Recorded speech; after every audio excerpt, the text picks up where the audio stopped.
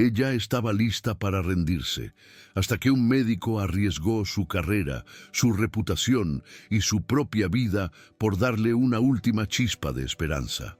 Lo que comenzó como un tratamiento prohibido terminó convirtiéndose en una historia de amor y de lucha contra lo imposible.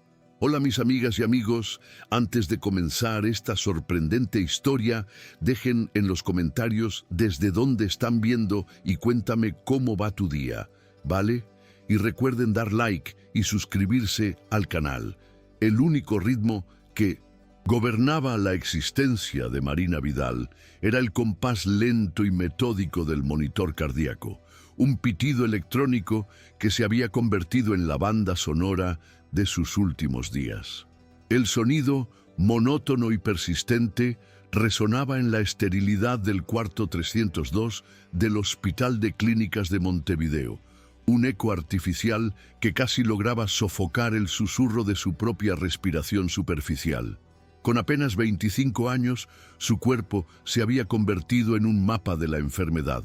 La cabeza rapada exhibía la delicadeza de su cráneo, y una palidez cerúlea parecía absorber toda la luz del entorno, dejando solo matices de blanco y gris.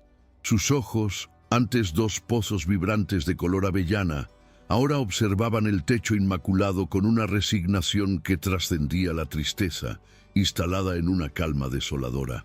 El olor a antiséptico y a soluciones de limpieza, antes una agresión a sus sentidos, era ahora una constante. El aire mismo que respiraba, un recordatorio perpetuo de su rendición. Estaba exhausta, no solo del dolor físico, sino del peso de la esperanza ajena, de las sonrisas forzadas de su familia y de las miradas compasivas de las enfermeras. El diagnóstico de un sarcoma raro e inoperable era una sentencia final, y ella, a diferencia de todos los que la rodeaban, ya había firmado el armisticio. En el silencio de aquella tarde plomiza, el leve clic de la puerta al abrirse fue un sonido anómalo, casi violento. La figura que se recortó en el umbral no pertenecía al desfile habitual de personal de enfermería. Era un hombre alto, enfundado en una bata blanca que parecía un poco arrugada, como si llevara demasiadas horas de servicio. Sus ojos, de un gris tormentoso y enmarcados por el cansancio, la escanearon sin la máscara de piedad a la que estaba tan acostumbrada.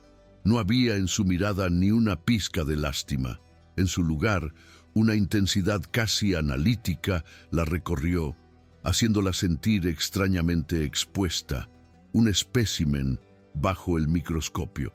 Se acercó a la cama, sus pasos silenciosos sobre el linóleo pulcro, y se detuvo, su presencia llenando el pequeño espacio. Su voz, cuando finalmente habló, era grave y carente de cualquier inflexión tranquilizadora, lanzando una pregunta que aterrizó en el aire como una piedra. ¿De verdad ya te has rendido? La pregunta del doctor Matteo Rossi quedó suspendida en el aire denso de la habitación, despojando a Marina de la frágil armadura de apatía que había construido a su alrededor. Estaba acostumbrada a un repertorio limitado de interacciones, el optimismo infundado, la compasión susurrada, las preguntas gentiles sobre su nivel de dolor. Pero aquel desafío frontal, tan desprovisto de sentimentalismo, la descolocó por completo. Encogió instintivamente los hombros bajo la delgada sábana de algodón, un gesto defensivo que no pasó desapercibido para los agudos ojos del médico. Un torrente de réplicas amargas pugnó por salir de su garganta. Quería gritarle que no tenía ni la más remota idea de lo que era sentir, cómo tu propio cuerpo te traiciona célula a célula, cómo los sueños de una carrera en diseño gráfico, de viajes, de un amor sencillo, se disuelven en un goteo intravenoso. Quería preguntarle qué sabía él de la humillación de depender de otros para las tareas más básicas, de convertirse en una carga financiera y emocional para unos padres que habían invertido hasta el último peso en su futuro. pero las palabras que emergieron fueron apenas un murmullo cargado de un cinismo helado. Rendirme. Doctor, eso implicaría que alguna vez hubo una batalla que pudiera ganar. Esto no es una lucha, es una demolición. Yo solo estoy esperando a que caiga el último muro. Su voz, aunque débil, tenía un filo de acero, una sinceridad brutal que era lo único que le quedaba de su antigua personalidad. Lo observó con atención, esperando ver en su rostro la misma retirada incómoda que mostraban los demás cuando su honestidad se volvía demasiado cruda. Sin embargo, el doctor Rossi no se inmutó, simplemente asintió lentamente, como si ella hubiera confirmado una hipótesis. Se acercó a la mesilla de noche, donde una bandeja con comida intacta y un vaso de agua tibia atestiguaban su absoluta falta de apetito, y cogió su historial médico. Lo hojeó sin prisa, sus dedos largos y delgados pasando las páginas con una eficiencia casi mecánica, pero sus ojos grises nunca la abandonaron del todo, manteniéndola anclada en una conexión incómoda y extrañamente estimulante. Al salir de la habitación de Marina, Vidal, Matteo Rossi, sintió como el peso de los corredores del hospital se le adhería a los hombros como un manto húmedo y pesado. El olor a desinfectante, el zumbido de la iluminación fluorescente y el murmullo constante de conversaciones urgentes y pasos apresurados conformaban una atmósfera que, en los últimos meses, había empezado a resultarle asfixiante. Hacía años, cuando era un residente idealista, estos mismos pasillos le habían parecido un campo de batalla noble donde la ciencia y la compasión luchaban contra la muerte. Ahora, con 32 años y una reputación de oncólogo brillante pero distante, los veía más bien como las trincheras de una guerra de desgaste perdida de antemano. El caso de Marina no era, en términos clínicos, extraordinario. Un sarcoma de tejido blando, agresivo, resistente a las quimioterapias convencionales. Había visto docenas de casos similares, historiales que seguían una trayectoria predecible hacia los cuidados paliativos. Sin embargo, había algo en la resignación casi desafiante de aquella joven que se le había clavado bajo la piel. No era la desesperación hueca que solía encontrar, sino una especie de lucidez terrible, una aceptación tan completa que resultaba antinatural, casi un acto de rebeldía. Al pasar por la unidad de oncología pediátrica, su antiguo departamento, un nudo se le formó en la garganta.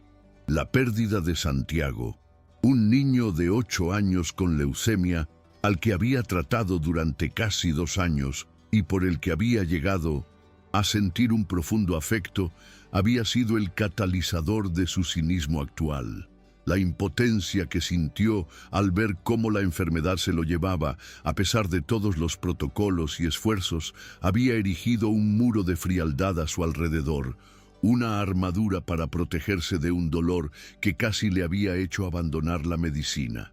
Había solicitado el traslado a la unidad de adultos pensando que la distancia emocional sería más fácil de mantener. Se equivocaba. La muerte era igual de implacable, solo que sus víctimas tenían más recuerdos que lamentar. La imagen de los ojos de Marina, vacíos de esperanza, pero llenos de una inteligencia afilada, se superpuso a la del rostro pálido de Santiago. No podía simplemente archivarla como un caso terminal. No podía seguir el protocolo de la rendición. Aquella joven no solo estaba muriendo de cáncer, se estaba dejando morir de desesperanza, y por alguna razón que no lograba comprender, aquello le pareció una negligencia médica mucho más grave que cualquier error de diagnóstico.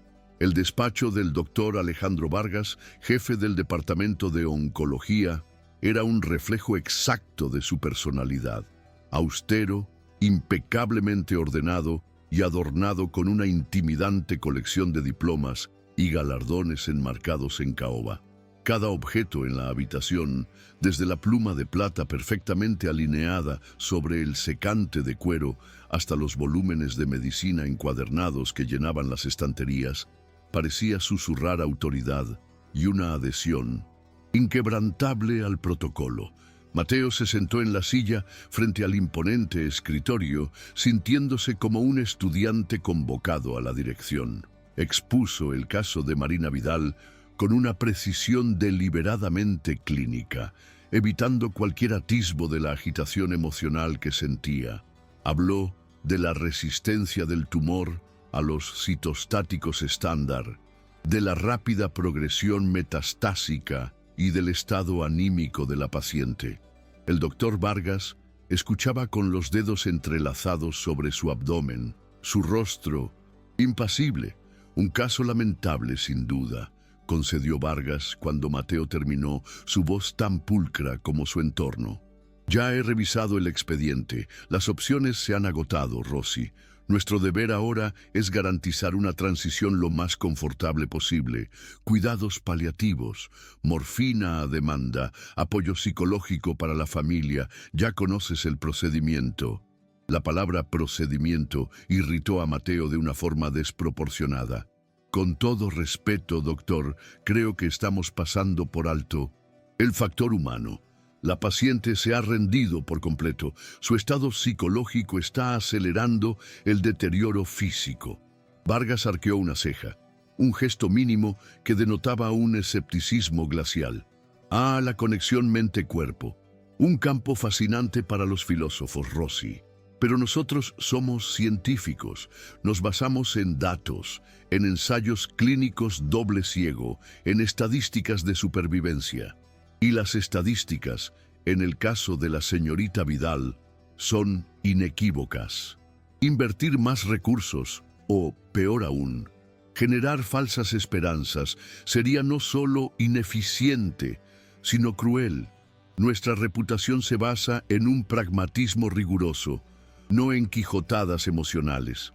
La humillación implícita en sus palabras, la reducción de su incipiente preocupación a una quijotada emocional, encendió una brasa de rebeldía en el interior de Mateo. Se marchó del despacho con una certeza. Si había alguna posibilidad para Marina, no la encontraría siguiendo las reglas de Alejandro Vargas. Esa noche, la oficina de Mateo era un caos de papeles y luz artificial que contrastaba violentamente con el orden sepulcral del despacho de Vargas. Libros abiertos, artículos científicos impresos con anotaciones febriles y tazas de café vacías cubrían cada centímetro del escritorio. Se sentía como un buscador de oro tamizando toneladas de lodo con la esperanza de encontrar una sola pepita. La frustración era un sabor metálico en su boca. Vargas tenía razón en un punto. Los tratamientos convencionales eran un callejón sin salida. Pero Mateo se negaba a aceptar que no hubiera nada más. Impulsado por una obstinación que no sabía de dónde provenía, se sumergió en las profundidades de bases de datos médicas internacionales, buscando ensayos clínicos marginales, investigaciones olvidadas, cualquier cosa que se saliera del camino trillado. Fue cerca de las 3 de la madrugada, con los ojos ardiendo por el cansancio, cuando la encontró. Un artículo preliminar de un pequeño laboratorio de biotecnología en Bélgica sobre un inhibidor de la tirosina quinasa, denominado provisionalmente RT47B. Estaba diseñado para atacar una mutación genética específica, extremadamente rara, que a veces se presentaba en sarcomas como el de Marina. Los resultados en fase 1 eran muy limitados, apenas un puñado de pacientes, y los efectos secundarios eran brutales. El fármaco no estaba aprobado en Uruguay, ni en la mayor parte del mundo. Conseguirlo sería una pesadilla burocrática y financiera. Era, a todas luces, una locura. Una apuesta irresponsable con probabilidades ínfimas de éxito. Y sin embargo, mientras leía la compleja bioquímica de su mecanismo de acción, una chispa de emoción pura, algo que no sentía desde sus días de residente, se encendió en su pecho. Era una posibilidad, no una promesa, ni siquiera una esperanza razonable, sino una puerta entreabierta en un muro que todos daban por sellado.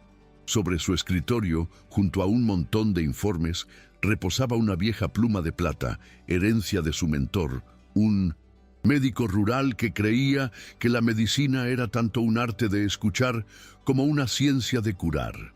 Mateo la tomó entre sus dedos. El metal frío le recordó las palabras de su viejo maestro. A veces, Mateo, la única opción equivocada es no hacer nada. En ese instante, tomó una decisión que pondría en jaque toda su carrera. Al día siguiente, Mateo regresó a la habitación 302. Pero esta vez no lo hizo como el oncólogo distante, ni como el retador. Llevaba consigo una determinación silenciosa que alteraba la atmósfera a su alrededor. Encontró a Marina en la misma posición, mirando el techo, pero había un cuaderno de dibujo de tapa dura abierto sobre su regazo y un lápiz de grafito en su mano.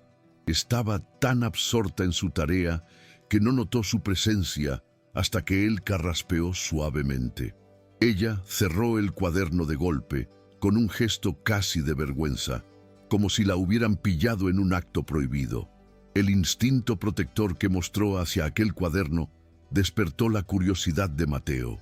La paciente que se había declarado en demolición, la que esperaba el final con una calma macabra, protegía algo con fervor. ¿Puedo ver?, preguntó él, su voz mucho más suave que el día anterior. Marina dudó, sus dedos aferrados al borde del cuaderno. La vulnerabilidad que irradiaba en ese momento era mucho más profunda que la de su enfermedad. Era el miedo a exponer su último refugio, el único espacio donde aún ejercía algún tipo de control.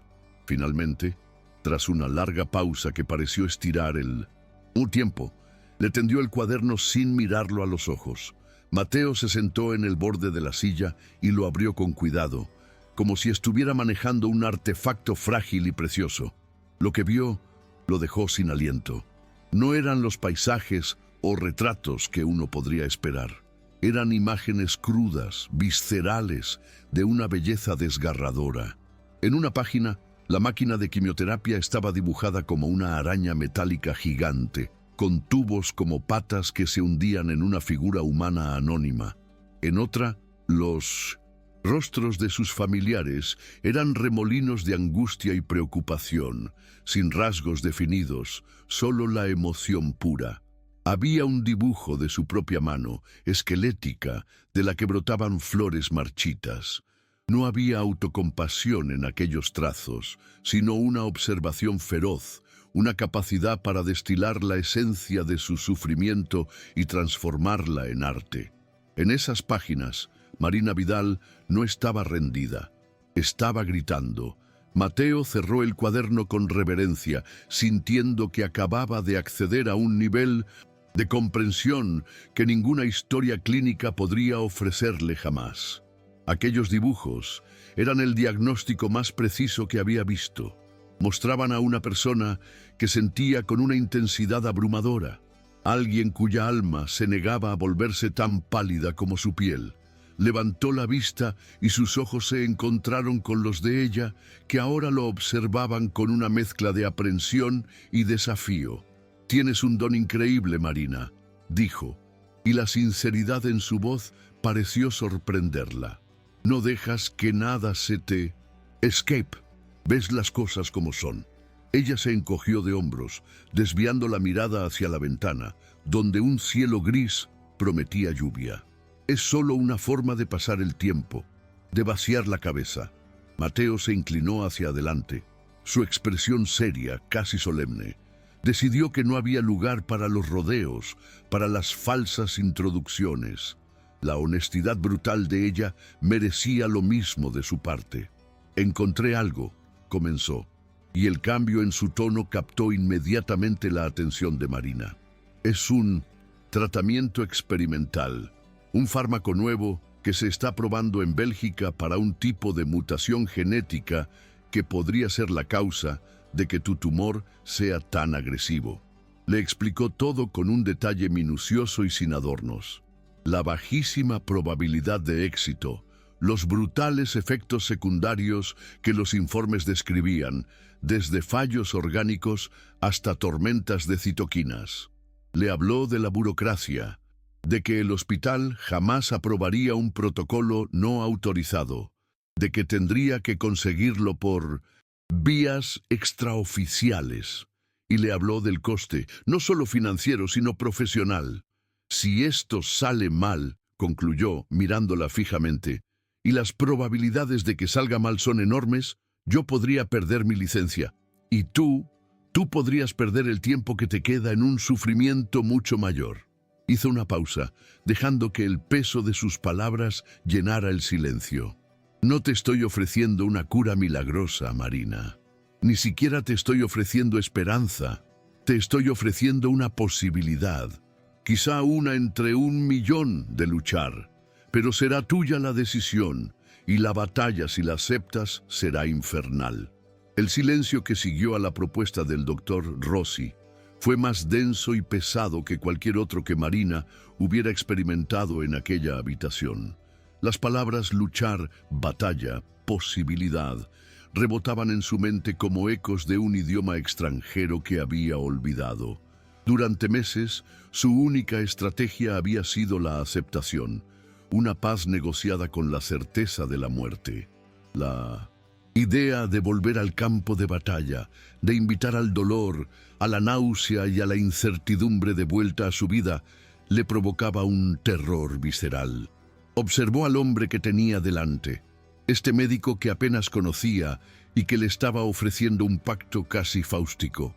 Vio la fatiga en sus ojos, pero también una determinación febril que la inquietaba y a la vez la atraía. Su primera reacción fue de una desconfianza profunda, un mecanismo de defensa perfeccionado por meses de decepciones médicas. ¿Y qué gana usted con esto, doctor?, preguntó, su voz recuperando aquel filo cínico. La gloria de ser el pionero, si por una casualidad cósmica esto funciona. Un artículo en una revista médica prestigiosa a costa de mi cuerpo. ¿O es solo una forma de aliviar su conciencia antes de firmar mi certificado de defunción? Cada pregunta era un dardo lanzado con la intención de herir, de poner a prueba la solidez de sus motivaciones, de forzarlo a revelar la agenda oculta que ella estaba segura de que existía. Quería que él se ofendiera, que se retractara, que la dejara en paz, en su cuidadosamente construido santuario de resignación. Sin embargo, Mateo no retrocedió. La brutal honestidad de ella, en lugar de repelerlo, pareció conectar con algo profundo dentro de él. Una sombra de dolor cruzó su rostro, una grieta momentánea en su fachada profesional. Su respuesta cuando llegó fue tan desnuda y desprovista de artificios como las preguntas de ella, cogiéndola completamente por sorpresa. No había ofensa en su tono, solo un cansancio inmenso y una sinceridad abrumadora que la desarmó.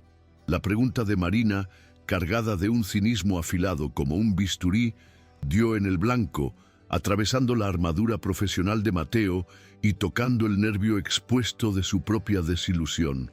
Podría haberle dado una respuesta ensayada, hablar de su deber como médico, del juramento hipocrático, de la búsqueda incesante de la ciencia. Pero frente a la cruda autenticidad de aquella joven, cualquier cliché habría sonado a mentira. En su lugar, le ofreció la verdad, una verdad que ni siquiera se había atrevido a articular para sí mismo hasta ese momento. Gano la oportunidad de no sentirme como un burócrata de la muerte, confesó, su voz apenas un murmullo ronco. Gano el no tener que entrar en una habitación y recitar un guión de cuidados paliativos mientras veo cómo alguien con más vida en sus dibujos que la que yo he sentido en meses se apaga.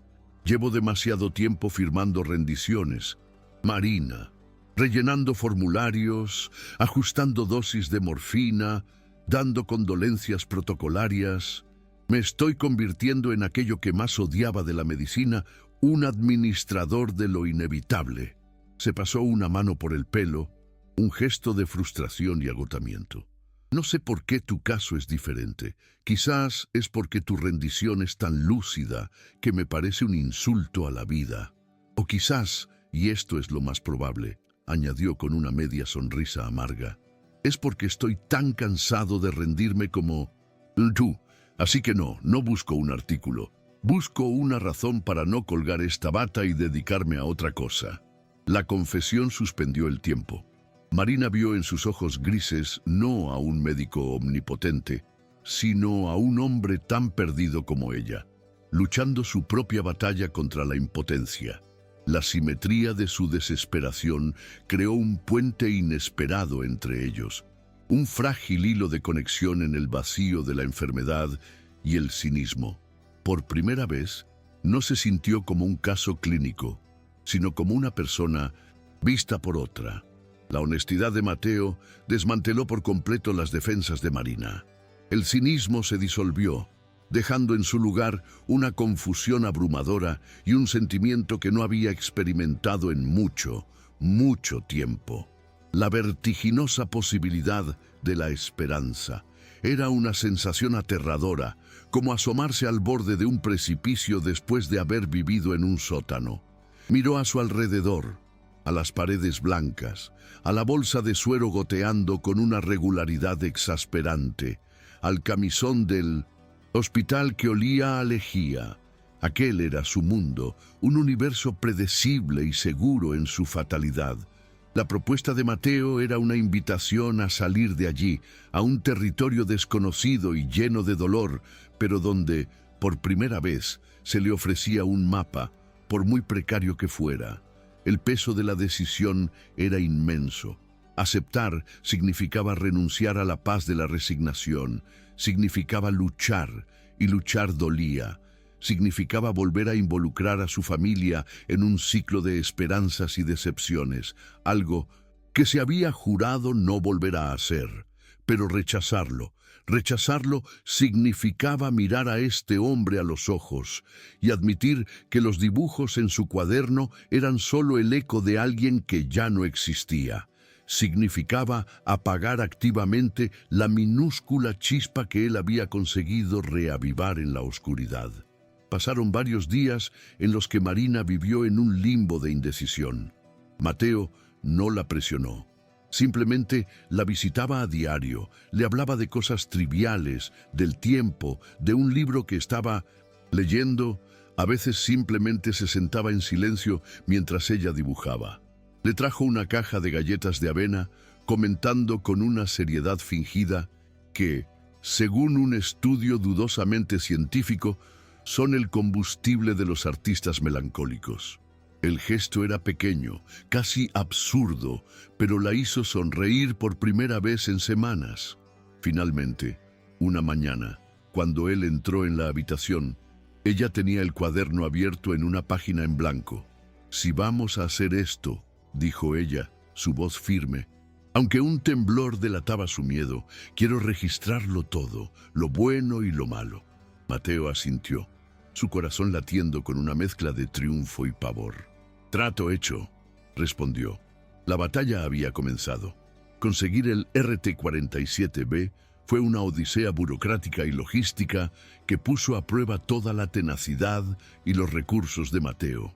Tuvo que contactar directamente con el laboratorio belga, navegar por una maraña de regulaciones de importación de fármacos experimentales y, lo más difícil de todo, financiarlo.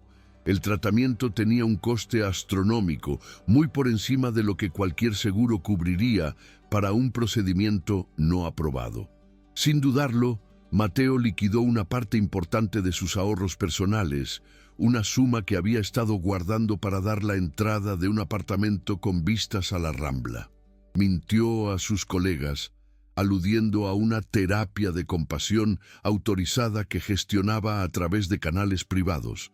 Una mentira que sabía que podría destruir su carrera si Vargas llegaba a descubrirla. Cada correo electrónico enviado, cada llamada telefónica realizada, cada formulario rellenado, era un paso más allá de la línea de la ética profesional convencional, un riesgo calculado que asumía con una extraña sensación de calma. Era como si, al romper las reglas por una causa en la que creía, estuviera recuperando el control sobre su propia vocación.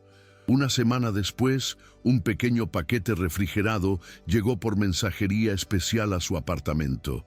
Dentro, protegido por hielo seco, había un único frasco de vidrio pequeño y discreto que contenía un líquido transparente. Aquel frasco, casi insignificante a la vista, representaba la esperanza, la ruina, la locura y quizás un milagro. Era la materialización de su apuesta, una pequeña ampolla que se sentía tan pesada como el destino en la palma de su mano. Se quedó mirándolo durante un largo rato, la pluma de plata de su mentor sobre la mesa junto a él, como un testigo silencioso. El momento de la verdad había llegado. Llegó al hospital con el preciado frasco transportado en una nevera portátil, sintiendo las miradas curiosas de sus colegas. Consiguió una sala de tratamiento privada, alegando la necesidad de minimizar el riesgo de infección para una paciente inmunodeprimida. La enfermera de confianza que lo asistía, una mujer mayor llamada Inés, que había visto demasiado como para hacer preguntas innecesarias, preparó el equipo para la infusión intravenosa con una eficiencia silenciosa. Cuando todo estuvo listo, Mateo se acercó a la cama de Marina. Sostenía el vial en su mano, el líquido frío condensando una fina capa de vaho en el cristal. La luz de la habitación se reflejaba en él, haciéndolo parecer casi una joya. Le explicó el procedimiento una vez más, con voz tranquila y profesional, aunque su pulso se había acelerado. Le habló de los primeros efectos que podría sentir, de la importancia de comunicar cualquier cambio, por mínimo que fuera. Marina escuchaba en silencio, su rostro una máscara de calma forzada.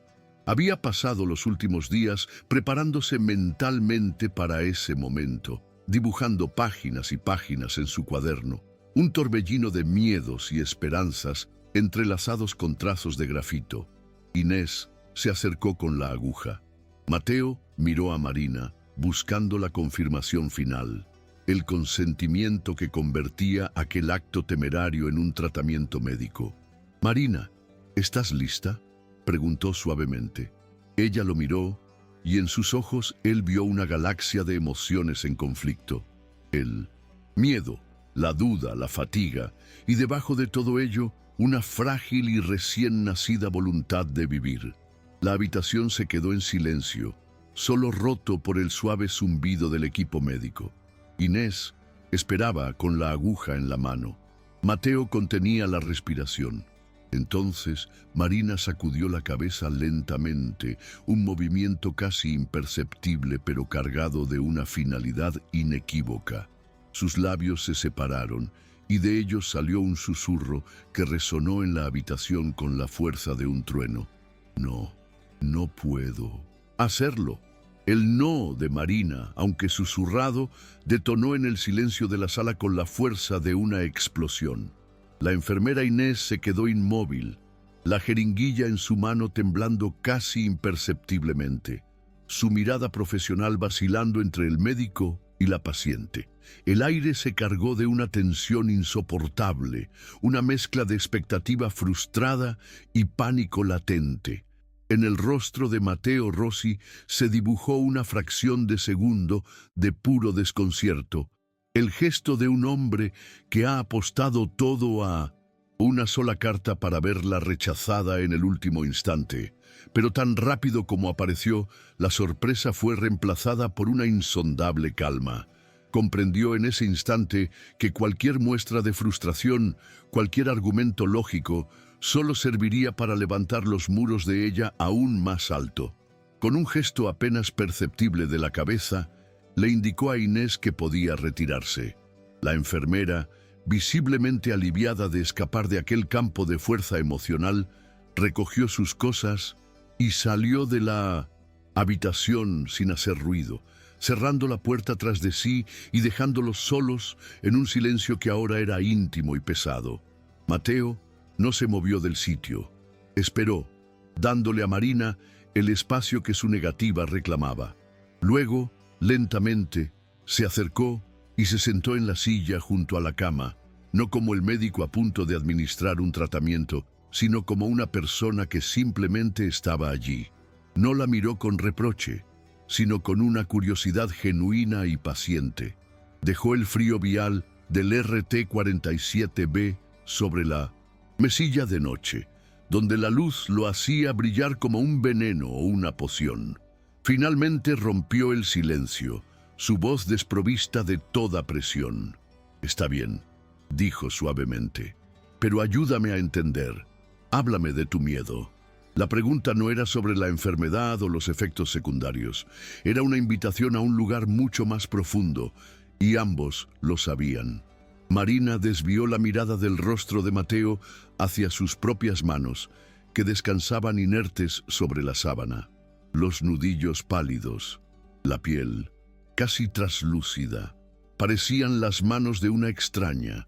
La gentileza en la pregunta del doctor fue casi peor que si le hubiera gritado. Le despojó de su coraza de cinismo, dejándola expuesta con su miedo más primario, un miedo que ni siquiera se había atrevido a nombrar en voz alta. Tomó una respiración temblorosa, el aire silbando en sus pulmones cansados. «No le tengo miedo a los efectos secundarios», confesó, su voz quebrada, «ni al dolor. Ya conozco bien el dolor. A lo que le tengo pánico es a la esperanza». Levantó la vista y sus ojos, ahora brillantes por las lágrimas contenidas, buscaron los de él. «La esperanza duele más que la quimioterapia, doctor. La esperanza es esa cosa cruel que te hace planear un futuro que no tienes, que te hace imaginarte volviendo a la universidad, diseñando logotipos, tomando un café en la Rambla. Te hace volver a querer la vida con todas tus fuerzas, y entonces la enfermedad te da una bofetada y te lo arrebata todo de nuevo.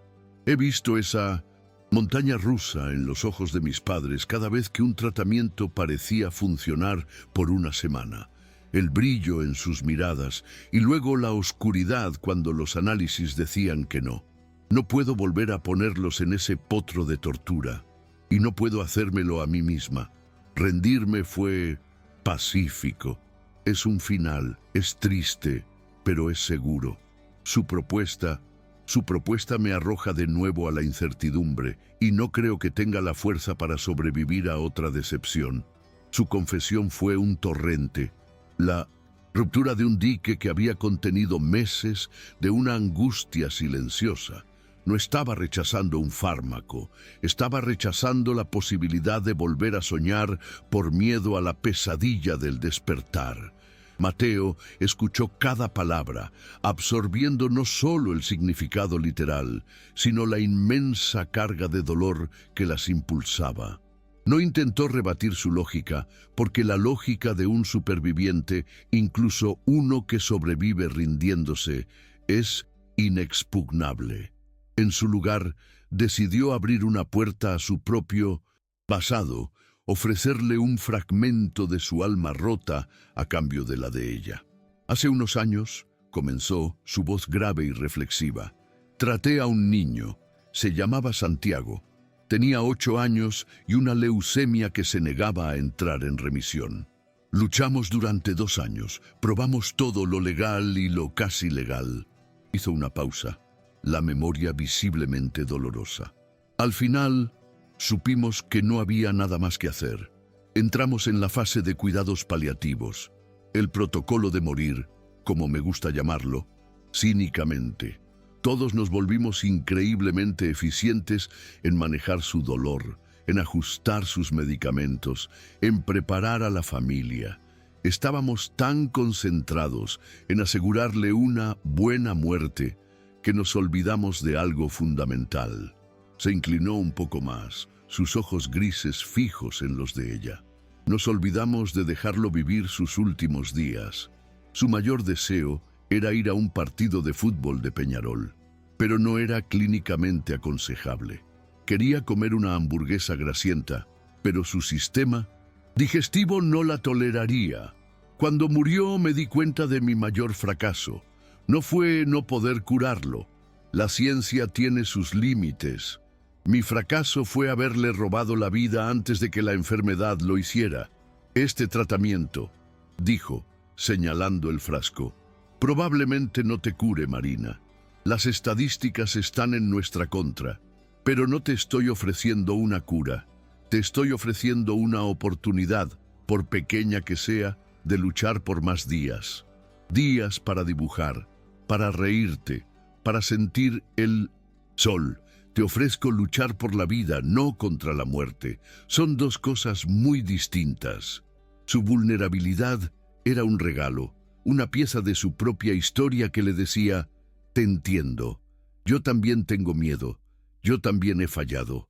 La historia de Santiago dejó a Marina sin palabras. El dolor del médico era tan palpable, tan genuino, que reconfiguró por completo la dinámica entre ellos. Ya no eran solo un oncólogo desesperado y una paciente terminal.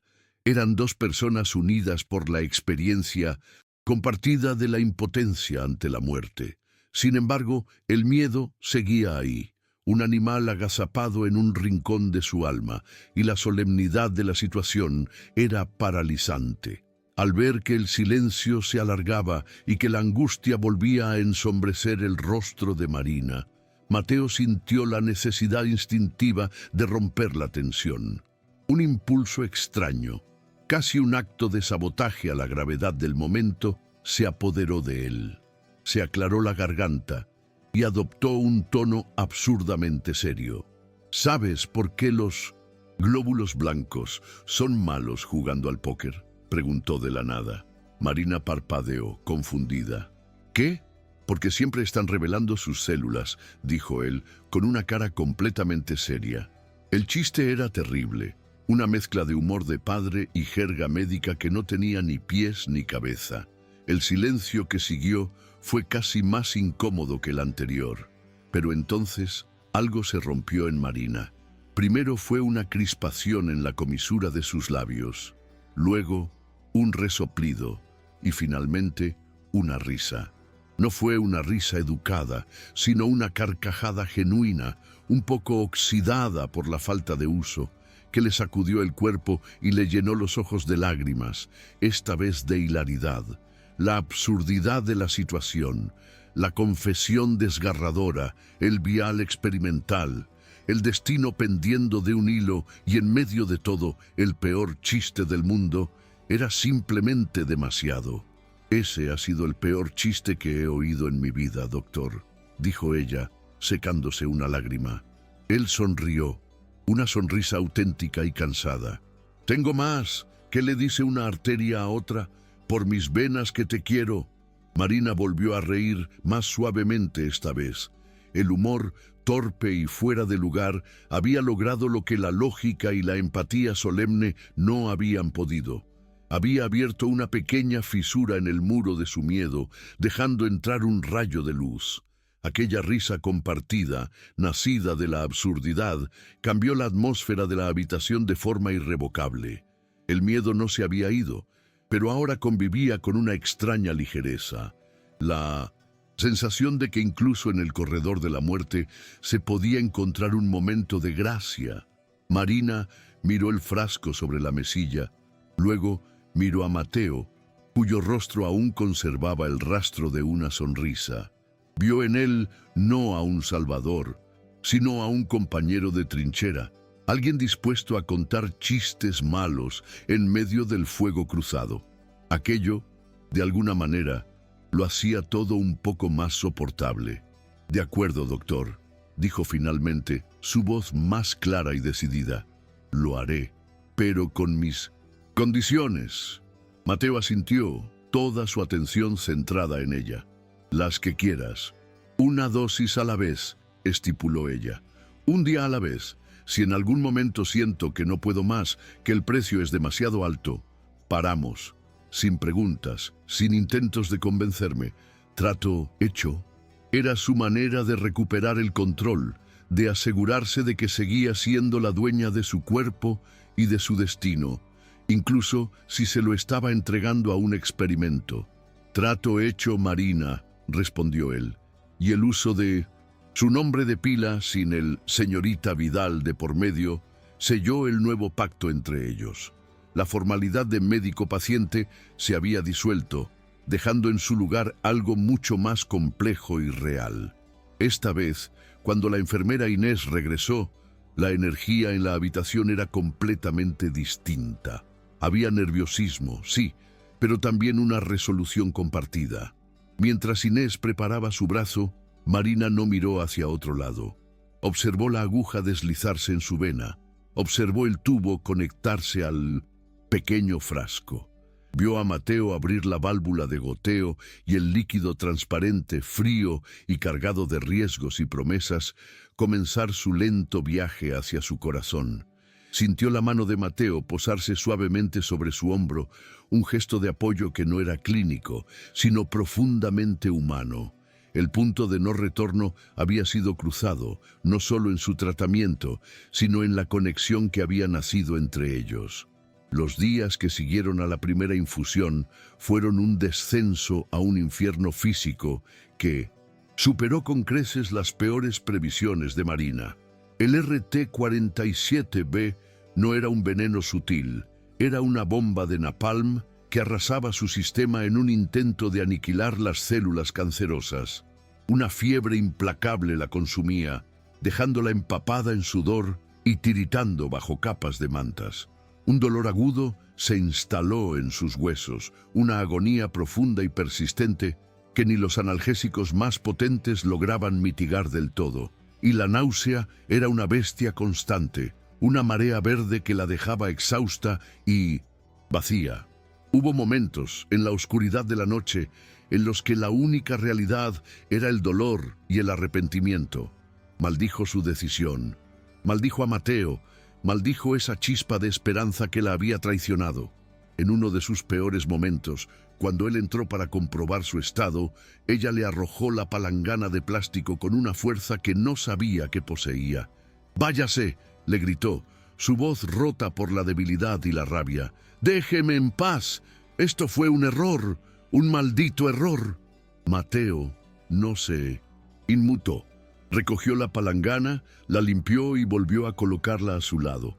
Le cambió las sábanas húmedas, le puso un paño frío en la frente y se sentó en la silla, vigilando en silencio. No intentó razonar con ella ni ofrecerle palabras de aliento vacías. Simplemente se quedó. Su presencia era una constante, un ancla en medio de la tormenta. Le leía fragmentos de novelas de Benedetti, le describía el color del cielo fuera de la ventana y cada día le dejaba en la mesilla un pequeño paquete de galletas de avena, aunque ella ni siquiera las mirara. Su tenacidad silenciosa, su negativa a abandonarla incluso cuando ella misma se había abandonado al sufrimiento, se fue filtrando lentamente a través de la niebla del dolor. Era una demostración de cuidado que iba más allá de cualquier deber profesional. Un acto de fe inquebrantable que la sostuvo cuando sus propias fuerzas flaquearon. Después de casi una semana de un sufrimiento atroz, la tormenta amainó. Una mañana, Marina se despertó y, por primera vez, el mundo no era un torbellino de dolor y náuseas. El dolor óseo se había atenuado hasta convertirse en un eco sordo, y la fiebre había desaparecido. Se sentía increíblemente débil, como una muñeca de trapo, pero su mente estaba clara. La primera sensación que registró fue el hambre, un apetito tenue pero real que no había sentido en meses. Vio el paquete de galletas de avena en su mesilla, intacto. Lentamente alargó la mano, abrió el envoltorio y le dio un pequeño mordisco a una. El sabor simple y terroso fue lo mejor que había probado en una eternidad. Cuando Mateo entró en la habitación poco después, la encontró sentada en la cama, apoyada en las almohadas, con el cuaderno de dibujo sobre su regazo. No estaba dibujando todavía, solo pasaba los dedos por la superficie en blanco del papel. Al verlo, una pequeña sonrisa se dibujó en su rostro. «Tenía razón», dijo ella, su voz ronca por el desuso. «Las galletas de avena son el combustible de los artistas, melancólicos». Para Mateo, verla sentada, consciente y con su cuaderno en la mano, fue una victoria más significativa que cualquier resultado de laboratorio. La batalla había sido brutal, pero ella había salido al otro lado. En las semanas siguientes establecieron una nueva rutina. Las infusiones eran cada 10 días, y aunque los efectos secundarios seguían siendo duros, nunca volvieron a alcanzar la ferocidad de la primera vez. Marina aprendió a anticiparlos, a prepararse, y en los días buenos, los días de claridad, como ella los llamaba, dibujaba con una urgencia renovada. Su cuaderno se llenó de nuevas imágenes, ya no solo del dolor y la enfermedad, sino también de la cara de Mateo, concentrado mientras revisaba sus análisis, o de la forma en que la luz de la mañana entraba por la ventana. Estaba documentando su lucha, su día a día, y en el acto de crear encontraba la fuerza para continuar. Llegó el día de la primera tomografía de control desde el inicio del tratamiento. La atmósfera estaba cargada de una tensión casi eléctrica. Tanto Marina como Mateo habían evitado hablar de sus expectativas, protegiéndose mutuamente de una posible decepción. Sabían que las probabilidades de ver una mejora significativa después de solo unas pocas dosis eran prácticamente nulas. El objetivo principal era simplemente confirmar que la enfermedad no había progresado de forma galopante. El viaje al departamento de radiología, con Marina en una silla de ruedas empujada por Mateo, fue un trayecto silencioso por los largos y estériles pasillos del hospital. El frío de la sala de tomografía, el zumbido mecánico de la máquina y el sabor metálico del contraste intravenoso eran sensaciones demasiado familiares para Marina, pero esta vez eran diferentes, teñidas de esa peligrosa esperanza que tanto había temido. Mateo esperó fuera, caminando de un lado a otro, la pluma de plata en su bolsillo, un talismán que frotaba sin cesar. Se sentía más nervioso que en cualquiera de sus exámenes de la Facultad de Medicina. Su carrera, sus ahorros y, lo más importante, la frágil confianza que Marina había depositado en él, todo pendía de las imágenes grises que se estaban generando en aquella máquina. Cuando Marina salió, pálida y agotada, él le ofreció una sonrisa tranquilizadora que no sentía en absoluto. «Ya pasó», le dijo. «Ahora solo queda esperar». La espera fue la parte más difícil. Horas que se estiraron hasta convertirse en una eternidad, mientras el radiólogo analizaba las cientos de imágenes y redactaba su informe. Mateo intentó distraerse con otro trabajo, pero su mente volvía una y otra vez a los posibles resultados, preparándose para lo peor, pero sin poder evitar anhelar lo mejor. El correo electrónico con el informe adjunto llegó a la bandeja de entrada de Mateo a última hora de la tarde. Durante un minuto entero se quedó mirando la línea del asunto, su corazón martilleando contra sus costillas. Finalmente, con un suspiro profundo, hizo clic y descargó el archivo. Sus ojos recorrieron rápidamente el texto técnico, saltándose la jerga en busca de la conclusión. Como esperaba, no había ninguna mención a una remisión o una respuesta positiva dramática. Los tumores seguían allí, una red oscura y ominosa extendida por su cuerpo. Un nudo de decepción se formó en su estómago, pero entonces leyó una frase que lo cambió todo. Se observa una notable estabilización en el crecimiento de las lesiones primarias y metastásicas en comparación con el estudio previo. Continuó leyendo, su pulso acelerándose. Adicionalmente, se detecta una leve pero medible disminución en la captación de contraste en varios nódulos pulmonares, sugestivo de una reducción en la actividad metabólica tumoral. No era una cura, no era un milagro, era, en el frío lenguaje de la radiología, enfermedad estable. Pero para Marina Vidal, cuya enfermedad había sido una avalancha imparable durante el último año, la estabilidad era el milagro más grande que podían haber esperado. Era una señal, una prueba de que la locura de Mateo, su apuesta desesperada, no había sido en vano. El fármaco, contra todo pronóstico, estaba funcionando. Cerró el portátil, se levantó y por primera vez en mucho tiempo sintió una oleada de euforia pura e irrefrenable. No podía esperar para contárselo a Marina. Aquella pequeña victoria merecía ser celebrada y sabía exactamente cómo. Armado con aquella brizna de esperanza convertida en evidencia científica, Mateo sintió una audacia que bordeaba la imprudencia. La burocracia del hospital, las reglas de Vargas, todo parecía insignificante frente a la necesidad imperiosa de celebrar aquel momento de vida. Falsificó una orden de traslado para una consulta externa urgente, un riesgo flagrante, y en menos de media hora estaba ayudando a Marina a subir a su coche. Para ella, que no había respirado aire libre en casi 2 meses, el simple acto de salir por las puertas automáticas del hospital fue una sobrecarga sensorial. El sol de la tarde, cálido sobre su piel pálida, el olor a gases de escape mezclado con el perfume de los tilos de la calle, el estruendo del tráfico de la ciudad, todo era abrumadoramente, maravillosamente normal. La condujo hasta el Parque Rodó, el gran pulmón verde de Montevideo. La ayudó a salir del coche y por un momento ella se quedó de pie en la acera, simplemente respirando, sus ojos cerrados asimilando un mundo que había creído perdido para siempre. Caminaron despacio por los senderos, él ofreciéndole su brazo como apoyo, el sonido de las risas de los niños, el olor a garrapiñada y algodón de azúcar flotando en el aire desde los carritos, la visión de las parejas paseando junto al lago. Cada detalle era un bálsamo para el alma de Marina. Se sentaron en un banco frente al agua, observando los botes a pedal moverse perezosamente bajo el cielo azul. Por primera vez en mucho tiempo, no eran médico y paciente en un cuarto estéril. Eran simplemente un hombre y una mujer, compartiendo un momento de paz robado al destino.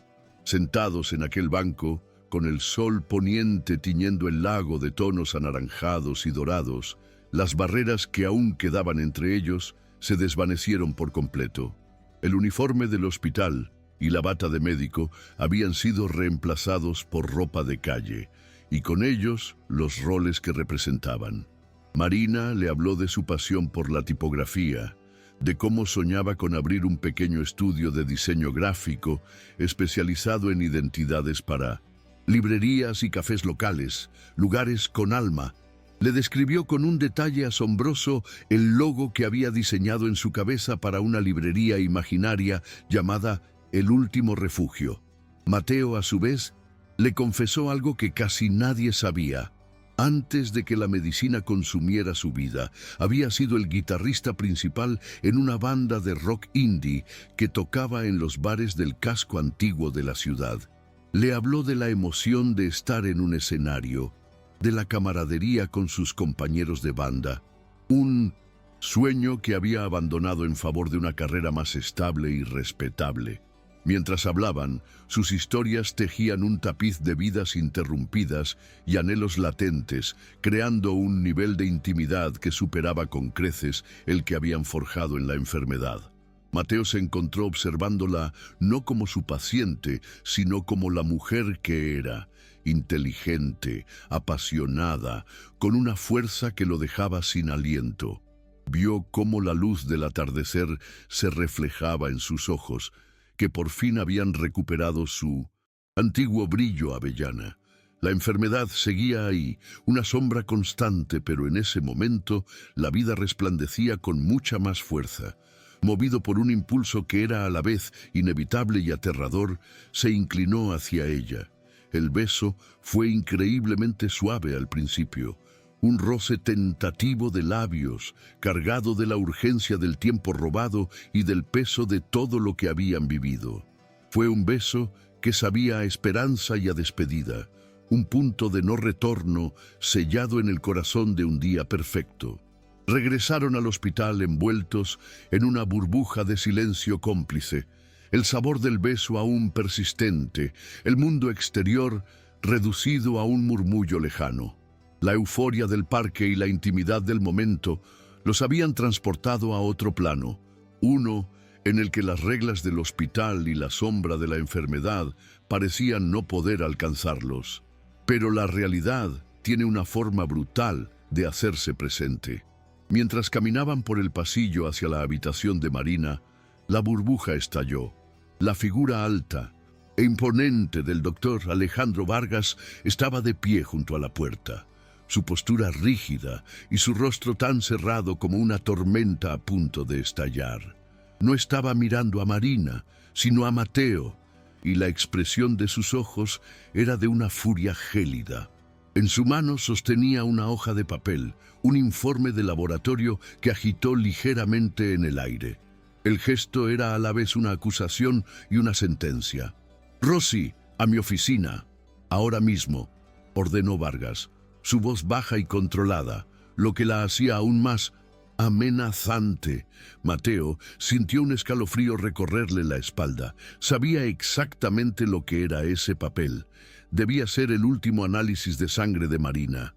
Y la mente analítica y metódica de Vargas, al no reconocer ciertos marcadores metabólicos asociados a un compuesto no registrado, había tirado del hilo.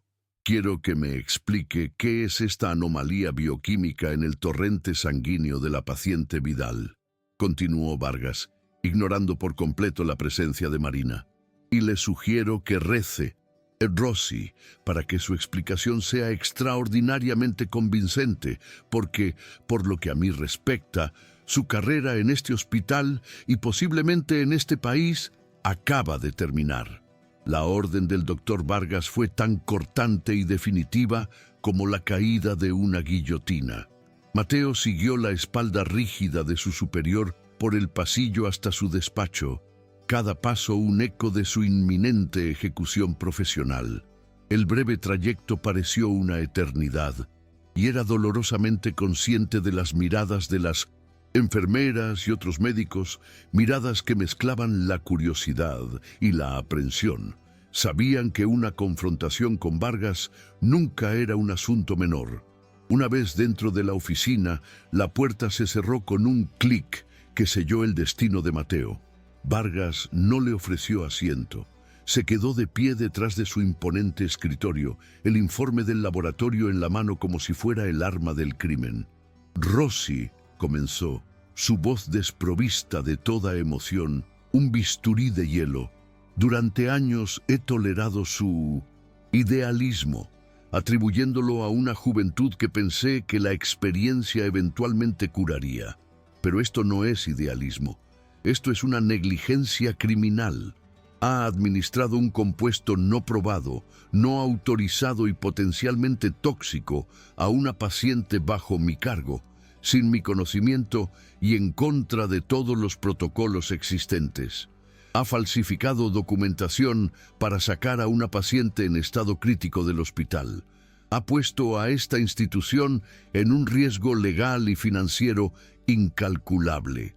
Cada frase era una acusación precisa, un clavo más en su ataúd. No me importa cuál fuera su justificación emocional. En este hospital nos regimos por la evidencia y la ética, y usted ha violado ambas. Queda suspendido de todas sus funciones con efecto inmediato. Se le prohíbe el acceso a los archivos de los pacientes y el contacto con la señorita Vidal. El comité de ética se reunirá en 2 días para formalizar su despido y elevar un informe a la Comisión Nacional. Ha terminado, Mateo. Mateo salió del despacho de Vargas, sintiendo como si el suelo se hubiera desvanecido bajo sus pies. El mundo del hospital, que había sido el centro de su existencia durante la última década, se había vuelto hostil y extraño en cuestión de minutos. Su tarjeta de acceso al sistema informático ya había sido desactivada. Un intento de consultar el historial de Marina en un terminal del pasillo fue recibido con un mensaje de acceso denegado. Se dirigió instintivamente hacia la habitación 302, con la necesidad irracional de verla, de asegurarse de que estaba bien, de explicarle. Pero al llegar al final del pasillo, un guardia de seguridad del hospital, un hombre corpulento al que conocía de vista, le bloqueó el paso con una educación mortificante. «Doctor Rossi, lo siento. Tengo órdenes de que no puede pasar a esta área». La humillación fue total. Era un paria en su propio territorio, un renegado apartado de la única persona que le importaba. Se retiró a la cafetería, el único lugar donde aún podía permanecer sin ser expulsado, y se sentó con una taza de café que no probó, observando el ajetreo y el bullicio del hospital desde una distancia insalvable. Cada médico que pasaba, cada enfermera que corría, era un recordatorio de que había sido expulsado del único mundo en el que sabía cómo funcionar. La impotencia era un veneno que le recorría las venas, mucho más amargo que la rabia o el miedo. Había apostado todo por Marina, y en el proceso parecía haberlos perdido a ambos. Mientras tanto, en la habitación 302, la frágil estabilidad de Marina comenzó a desmoronarse. La confrontación en el pasillo, la expresión pétrea del doctor Vargas y la repentina desaparición de Mateo habían provocado un cortocircuito en su sistema nervioso. El estrés, un conocido catalizador de crisis fisiológicas, se sumó a la potente y aún impredecible reacción de su cuerpo al fármaco. Comenzó con un temblor incontrolable en sus manos, seguido de una dificultad para respirar, como si una banda de hierro le estuviera apretando los pulmones. El monitor cardíaco, aquel viejo compañero de sus días de resignación, se disparó en una alarma estridente. Su ritmo, antes monótono, ahora un galope frenético y aterrador. Las alarmas de la habitación aullaron y en cuestión de segundos un equipo de respuesta rápida irrumpió en el cuarto. Era el código azul que tanto temía. Enfermeras y médicos la rodearon, un torbellino de actividad y órdenes gritadas.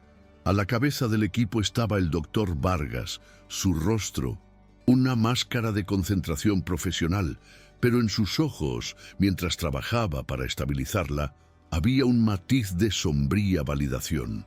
Para él, esta crisis era la prueba irrefutable de la toxicidad del tratamiento de Mateo. La confirmación de que su juicio había sido el correcto desde el principio. Mientras le administraban oxígeno y medicamentos de emergencia, Marina, en su bruma de pánico y dolor, solo podía pensar en una cosa. Mateo tenía razón. Habían luchado y habían perdido. Cuando los padres de Marina, alertados por la llamada de pánico del hospital, llegaron corriendo, la encontraron en la unidad de cuidados intensivos. Estaba estabilizada, pero conectada a una maraña de tubos y monitores que la hacían parecer más frágil y enferma que nunca. El doctor Vargas, con una solemnidad calculada, se reunió con ellos en una pequeña sala de espera. Les explicó la situación de una manera que, sin mentir explícitamente, construía una narrativa inequívoca. Su hija había sufrido una reacción adversa severa a un tratamiento no autorizado y altamente riesgoso, administrado sin el consentimiento del hospital por un médico que había actuado de forma imprudente y emocionalmente comprometida. La semilla de la culpa y la ira había sido plantada en el terreno fértil de su miedo y su dolor. Cuando Mateo, que había estado esperando en los pasillos durante horas, finalmente se cruzó con ellos, la reacción fue volcánica. «Usted», gritó el padre de Marina, un hombre normalmente afable ahora, desfigurado por la angustia. «Usted le hizo esto. Nos dio falsas esperanzas, la convenció de someterse a su experimento y casi la mata. Usted jugó con la vida de nuestra hija». La madre de Marina, sollozando, solo pudo añadir: «Queríamos que tuviera paz, y usted le trajo más sufrimiento». Cada palabra era una bofetada. Mateo, Despojado de su autoridad y de cualquier defensa posible, solo pudo quedarse allí y absorber su furia, completamente solo, cargando con el peso de una catástrofe que él mismo había provocado. Un día después, cuando Marina fue trasladada de nuevo a una habitación privada, estaba física y espiritualmente devastada. La crisis la había vaciado de toda la fuerza que había acumulado. Se sentía frágil, estúpida y profundamente traicionada, no por Mateo, sino por la vida misma. Había abierto la puerta a la esperanza y ésta había entrado como un caballo de Troya, trayendo consigo un ejército de dolor. Cuando Mateo, desafiando las órdenes y esquivando a la seguridad del hospital, logró entrar en su habitación esa noche, la encontró mirando por la ventana la ciudad iluminada. No se giró cuando él se acercó. «Te lo dije», susurró ella, su voz apenas audible. «Te dije que la esperanza era cruel y tenías razón, doctor. Luchamos y perdimos». Su tono era de una finalidad absoluta, el sonido de una puerta cerrándose para siempre. «Ahora, por favor, vete», continuó, girando finalmente su rostro hacia él, sus ojos vacíos de toda emoción. «Déjame en paz, déjame morir en paz». La súplica no era airada, sino agotada. Era la abdicación final. Para Mateo, verla así, despojada de la chispa de lucha que él tanto había llegado a amar, fue más doloroso que la suspensión, que la ira de los padres, que la inminente destrucción de su carrera. Era su punto más bajo, la derrota absoluta de todo aquello por lo que había luchado. Salió de la habitación sintiendo que no solo había fallado como médico, sino que había roto lo más preciado que había encontrado en años. Rodeado por el desorden de su apartamento, que reflejaba el caos de su mente, Mateo se hundió en una desesperación como nunca antes había conocido. La suspensión, la acusación de la familia, la rendición final de Marina, todo era un peso aplastante. Durante horas se quedó sentado en la oscuridad, repasando cada decisión, cada conversación, preguntándose en qué momento su cruzada se había convertido en una catástrofe. La pluma de plata de su mentor sobre el escritorio parecía burlarse de él, un símbolo de ideales que ahora parecían ingenuos y peligrosos. Estuvo a punto de rendirse, de aceptar la narrativa de Vargas, de admitir que su quijotada emocional había sido un error fatal. Pero entonces su mirada se posó en una impresión de baja calidad que había pegado en la pared, una reproducción de uno de los dibujos de Marina, el de la máquina de quimio, como una araña monstruosa.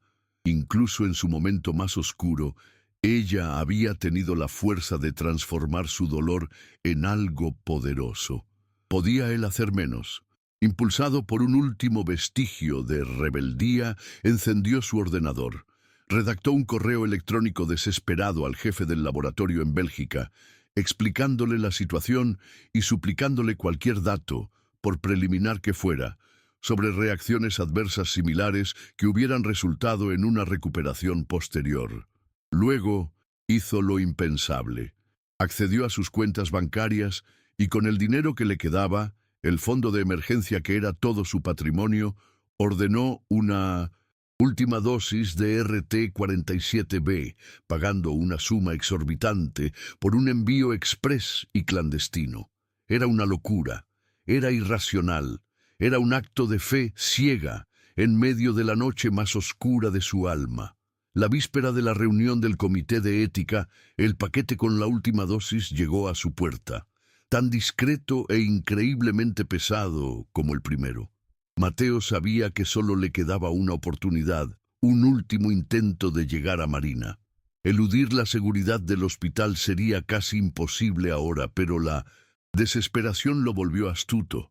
Recordaba los horarios de cambio de turno de las enfermeras y sabía que Inés, la única que había sido testigo del inicio de todo, sentía una lealtad silenciosa hacia él.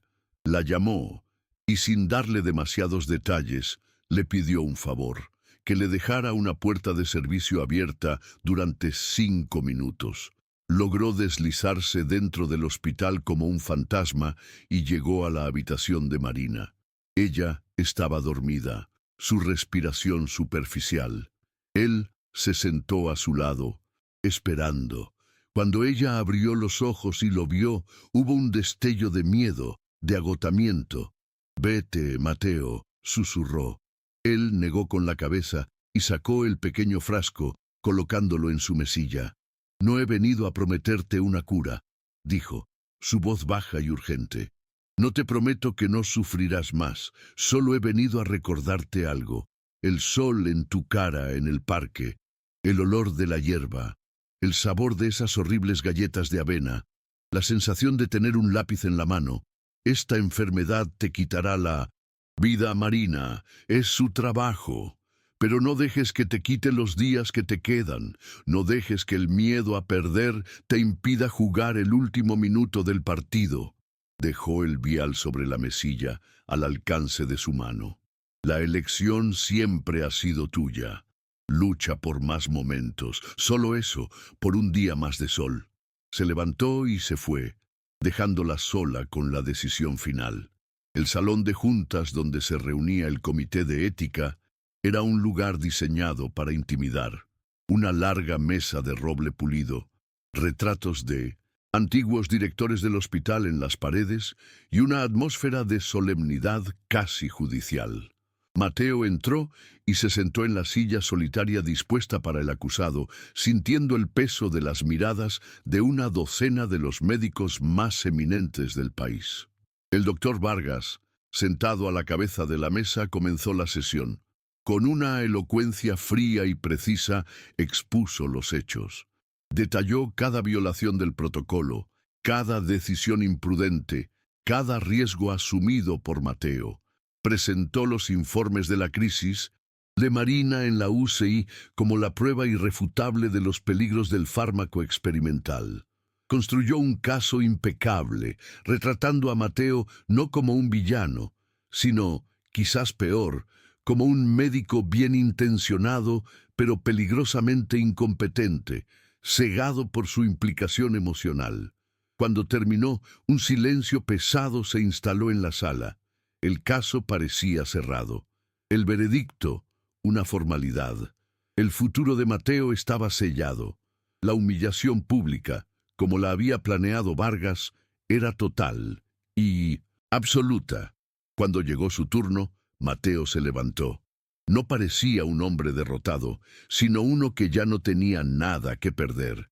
En sus manos no llevaba notas de disculpa, sino un dossier que había preparado durante toda la noche. «El doctor Vargas tiene razón en todos los hechos que ha presentado», comenzó, sorprendiendo a todos. «Rompí las reglas, asumí riesgos, y no me disculpo por ello». Lo que siguió no fue una súplica, sino una contraofensiva brillante.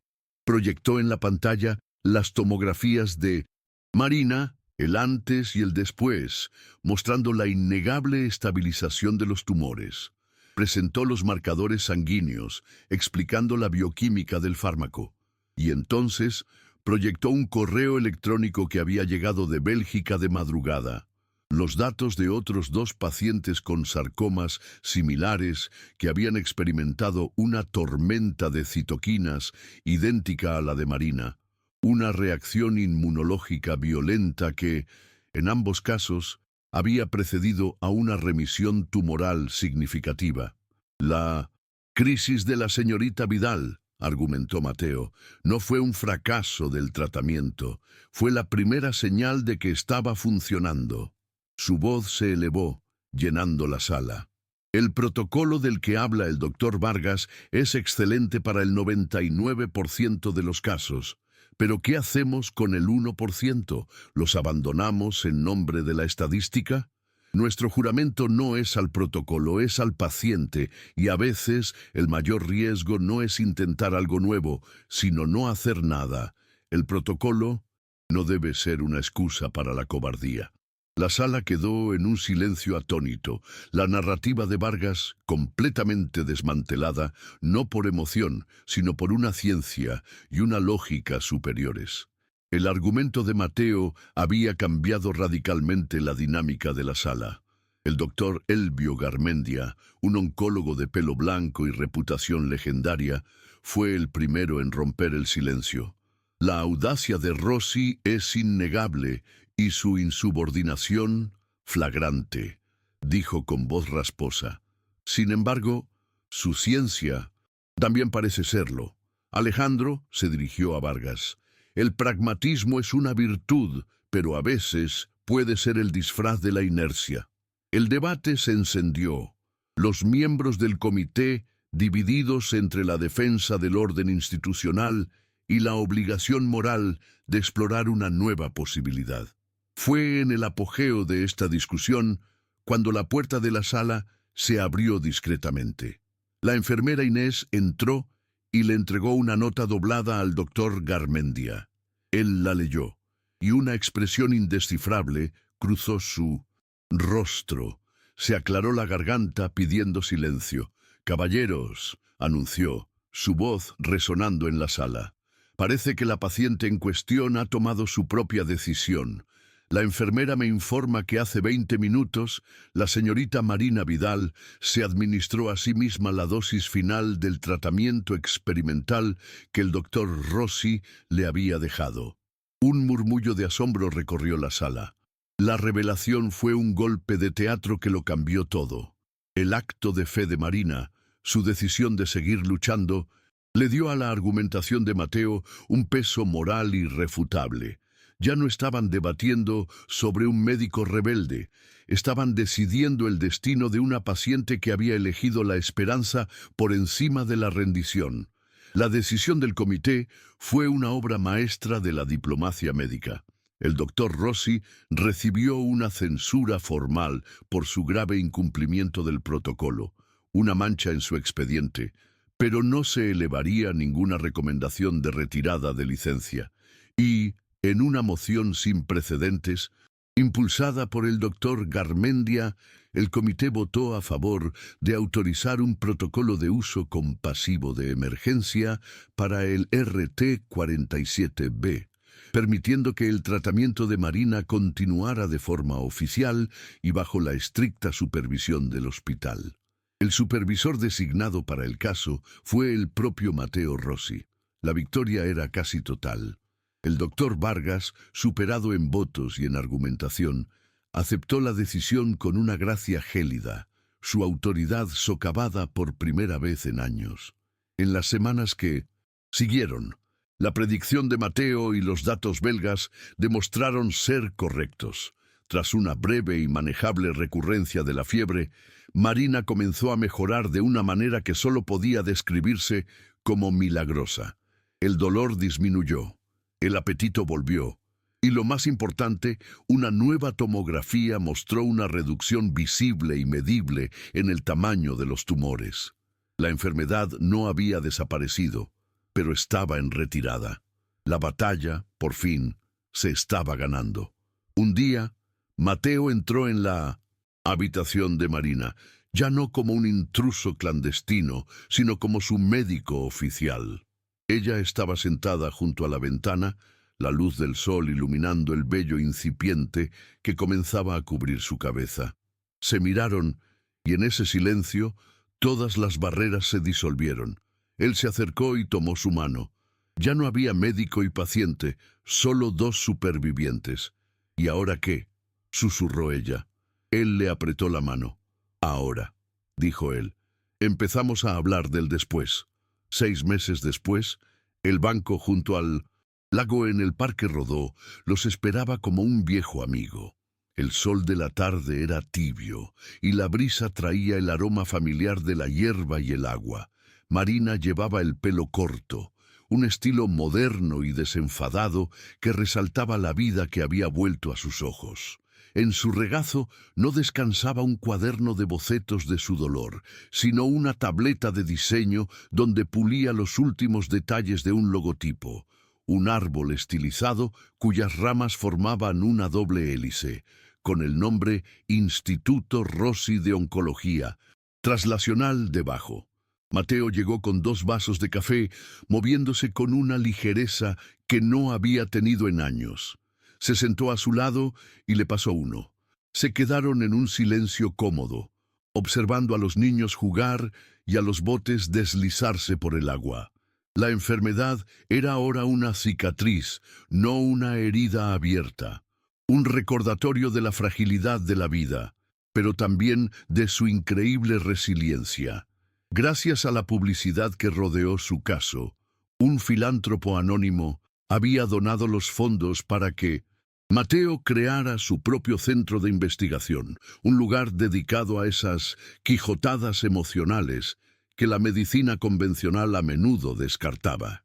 El azul del logo necesita un poco más de cian, dijo Marina, rompiendo el silencio. Le falta un poco de cielo. Mateo sonrió y la rodeó con su brazo. Lo que tú digas, directora creativa.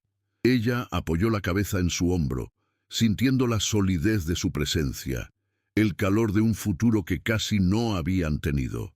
Habían luchado contra la muerte, contra el sistema, contra sus propios miedos, y habían ganado algo más que tiempo. Habían ganado una vida, una definida no por la cantidad de años, sino por la inconmensurable calidad de cada uno de sus días.